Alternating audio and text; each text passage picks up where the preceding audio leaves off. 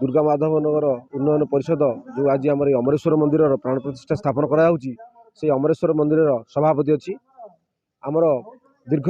8 मास तले यही मंदिर स्वप्न देखीलु एवं जहाँ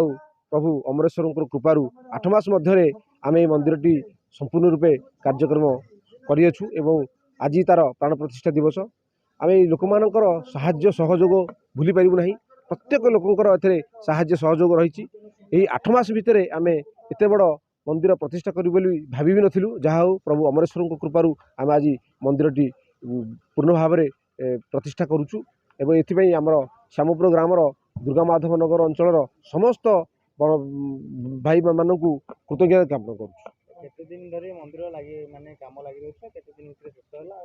आम दीर्घ 8 मास भितर मंदिर कार्यक्रम सारीचु। 8 मास भितर आम मंदिर टी संपूर्ण भाव में कार्यक्रम आमर 4 तारिख रु कार्यक्रम आरंभ होती 4, 5, 6, 7 तारिख दिन पूर्णाहुति कार्यक्रम अच्छी और 8 तारिख दिन आमर जागर यात्रा यही ही अनुष्ठित।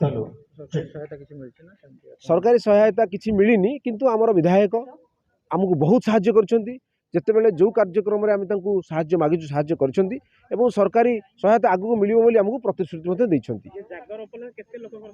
आमर 7 तारिख दिन आम 5000 लोक खाଇବା व्यवस्था करुचु जो दिन आमर पूर्णाहुति कार्यक्रम अच्छी और ता परवर्ती आम 8 तारिख जो जागर महोत्सव पालन हम ता से दिन 3000 लोक खाଇବା व्यवस्था कर। सर्वप्रथम मु अमरेश्वर महादेव प्रांगण में जो भक्त मानकर 2 दिन है एत भिड़ लगी समस्त को मु मोर सादर प्रणाम जनाऊँगी। ये मंदिरटी करने आम मानकर बहुत दिन इच्छा थिला आउ ये अंचल वरिष्ठ नागरिक मानकर बहुत दिन आकांक्षा थिला।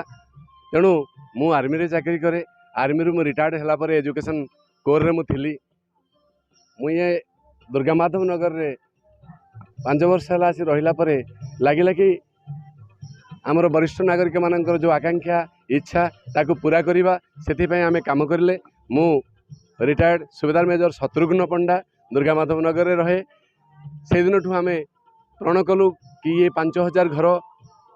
दुर्गा माधव नगर महालक्ष्मी विहार गिरीश विहार शाही विहार विशुद्धानंद नगर झरणा विहार और आखपाख अंचल महादेवंकर मंदिर नाही। महादेव मंदिर टे निहाती आवश्यक एवं वर्षे तले जो आम चिंता कलु कि शिवरात्रि आम ए वर्ष यही मंदिर रे ही करवा से आम आमर कार्य आरंभ करूँ एवं अमरेश्वर अपार करुणारू ता सफल होगा जाऊँगी। आमर 4 तारिख अंकुर रोपण आरंभ होता 4, 5, 6, 7 तारिख रे पूर्णाहुति 7 तारिख रे पूर्णाहुति पर आम 8 तारिख रे महाशिवरात्रि ये अंचल 5000 घर 25,000 लोक एमानंकु नहीं अंचल आम महाशिवरात्रि करूँ। अमरेश्वर अपार कृपा अपार करुणा आज आम अमरेश्वर पाखे कलश यात्रा आज आम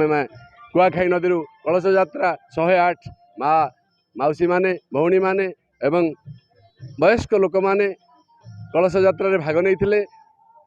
सफल कलश यात्रा एभली कलश यात्रा आपण मुझे अंचल मोर 60-62 वर्ष बयस भितर आर्मी रे मोर 32 वर्ष चाकरी भितर खूब लोक मानक ये पॉपुलर होता एवं खूब लोक मान भल लगी एवं आज देखंतु कि आम 4 तारिख रे आम अंकुर रोपण कार्यक्रम 5 तारिख आज प्रथम दिन यज्ञ किंतु पड़िया पूरा भरा रही भक्त मानकर भिड़ लगी पैसाटे जिते मागिबा जाऊँ से आमको लगुला 37 फुट्र मंदिर हाराहारी 37 लाख टंकार एस्टिमेट कौन आम पूरा करिपरिबा किंतु मु आपण मानक कहूँ वर्तमान लोक मैंने आसी ठाकुर को देकी जाउचंती लोक मैंने एभली भक्ति 4 क्विंटल चाउल दरकार थिला बेले बर्तमान आम पाखे 15 क्विंटल चाउल हाराहारी आसी पहुँचलानी आम लोक मानक बर्तमान लगी आमर प्रसाद सेवन 4 तारिख रु आरंभ करूँ 4, 5, 6, 7 इवन शिवरात्रि रे भी आम प्रसाद सेवन कार्यक्रम रखीचु। तेणु अमरेश्वर महादेव अपार करुणा ये अंचल लोक मानकर प्रगाढ़ भक्ति तेणु आमर जो वरिष्ठ नागरिक माने रही एवं आमे माने जो भेटरान्स रहीचु जो माने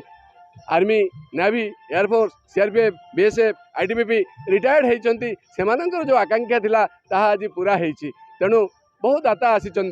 हाँ मो पाखे बर्तमान जड़े छिड़ा होती सरोज बाबू ये आमर पाखे रहती ये जड़े यंग किंतु एभली भक्ति तांकर ठाकुरଙ୍କ ପାଇଁ से तांकर समय तांकर जहाँ साहाय्य सहयोग से आम मानक देइछंती तेणु मु धन्यवाद देवी आपण मानकु कि आपण माने आम अमरेश्वर मंदिर जहाँ धारा विवरणी आपण लोक मानक नजर को आनिछंती सेति ପାଇଁ आपण मानकु धन्यवाद बहुत बहुत धन्यवाद थैंक यू।